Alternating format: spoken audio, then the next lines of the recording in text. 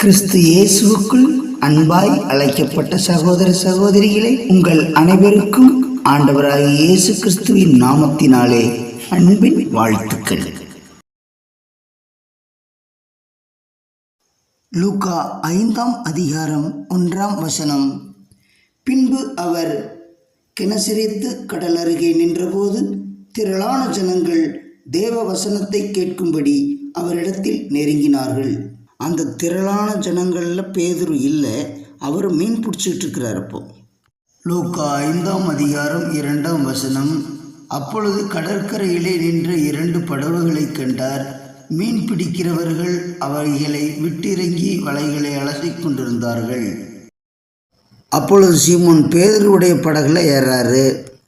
அதை கரையிலிருந்து சற்றே தள்ளும்படி அவனை கேட்டுக்கொண்டு அந்த படவில் உட்கார்ந்து, ஏன் மக்களுக்கும் இவருக்கும் இடையில் சில இடைவெளி விடுறாரு அப்படின்னா, வந்தவங்க எல்லாருமே வசனத்தை கேட்பதற்காக வரல, அவர்கிட்ட போனால் நமக்கு ஏதாவது அற்புதம் நடக்கும் என்ற காரியத்துக்காகத்தான் வந்திருந்திருக்கிறாங்க. ஆனால் இயேசு கிறிஸ்து தான் வந்த வேலையை நன்கு உணர்ந்திருந்தார். அவர் இந்த அடையாளம் அற்புதங்களெல்லாம் பண்ணுறதை விட பரலோக ராஜ்யத்தின் சுவிசேஷத்தை அறிவிக்கிறதுக்கு தான் வந்திருக்கிறோம் அப்படிங்கிறது நல்லா அறிஞ்சிருந்ததுனால அவர் கொஞ்சம் தள்ளி படகுல ஏறி உட்கார்ந்தார். லூக்கா 5ஆம் அதிகாரம் 4ஆம் வசனம். அவர் போதகம் பண்ணி முடித்த பின்பு சீமோனை நோக்கி, ஆழத்திலே தள்ளி கொண்டு போய் மீன் பிடிக்கும்படி உங்கள் வலைகளை போடுங்கள் என்றார். அதுக்கு சீமோன், ஐயரே, நாங்கள் முழுவதும் பிரயாசப்பட்டு ஒன்றுமே அகப்படல, ஆகிலும் உம்முடைய வார்த்தையின்படியே வலைகளை போடுகிறேன் என்றான். இதுதாங்க பேதுருவுடைய ஃபர்ஸ்ட் இன்ட்ரோடக்ஷன். அதாவது நைட்டு ஃபுல்லாக போட்டு ஒன்றும் கிடைக்கல, இருந்தாலும் நீங்கள் சொல்கிறதுக்காக நான் போடுறேன். அதுதான் பேதுரு. ஏன்னா இயேசு கிறிஸ்து படகுல உட்காந்து பேசின விஷயத்தில் ஏதாவது ஒன்று அவருடைய மனசை தொட்டு இருக்க வேண்டும். ஏன்னா உடனே பிடிச்சிருக்கிறார் பாருங்க. இப்போது நம்ம ஒரு விவசாயியாக இருந்து பயிரையெல்லாம் நட்டு அறுவடை பண்ணுற நேரத்தில் நல்லா மழை பெஞ்சு பயிர்களெல்லாம் அழுகி போயிடுச்சுன்னு வைங்க. கவர்மெண்ட் அதுக்குரிய இழப்பீடு தரணும்னு சொல்லிடுச்சு. அந்த பணத்தை வாங்கி நம்ம கையில் வச்சுருக்கும்போது ஒருத்தர் நீ மேற்கிருந்து உழுதுகிட்டு வந்துட்ட, இப்போ கிழக்கிருந்து உழுதுகிட்டு வா, கவர்மெண்ட் கொடுத்த பணத்தை எல்லாத்தையுமே நீ பயிர் பண்ணுறதுக்கு செலவிடு அப்படின்னு சொன்னால் நம்ம என்ன சொல்லுவோம்? நானாக இருந்தால் அதுக்கு ஒத்துக்க மாட்டேன். ஆனால் பாருங்க, பேதுருவுக்கு இயேசு கிறிஸ்து பேசின ஏதோ ஒரு வார்த்தை மனசை டச் பண்ணுறதுனால அவருக்கு, ஐயரே, எங்களுக்கு ஒன்றுமே கிடைக்கல, இருந்தாலும் நீங்கள் சொல்கிறதுக்காக நாங்கள் போடுறோம் அப்படின்னு சொல்லி ஒரு கீழ்ப்படிதல் இருக்குது அவர்கிட்ட. பேதுரு அவர்கள் ஆபிரகாமின் மாம்ச சந்ததி மட்டுமல்ல, ஆவிக்குரிய இஸ்ரவேலர். ஆபிரகாம்கிட்ட தேவன் என்ன சொன்னார்?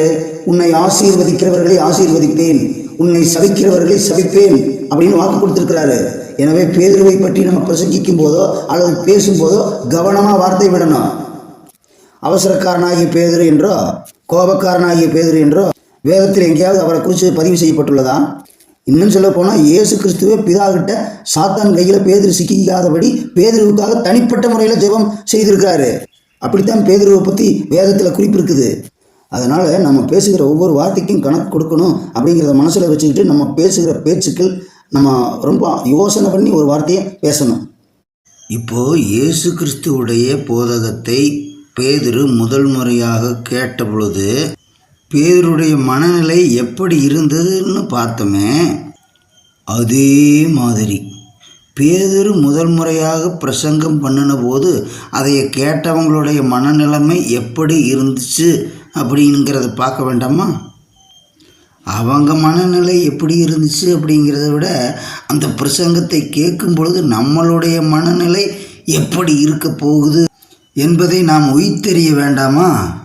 சும்மா மிரட்டுன்னு மிரட்டி இருக்கிறாரு. நம்ம அதை கேட்டோம்னாலே மிரண்டு போயிடுவோம். அதுதான் பேதுருவினுடைய முதல் பிரசங்கம். அதை நாம் அடுத்த காணொளியில் காணலாம். நாம் கேட்ட இந்த வசனங்களை தேவன் தாமே நமக்கு ஆசீர்வாதமாக்கி தருவாராக. ஆமீன்.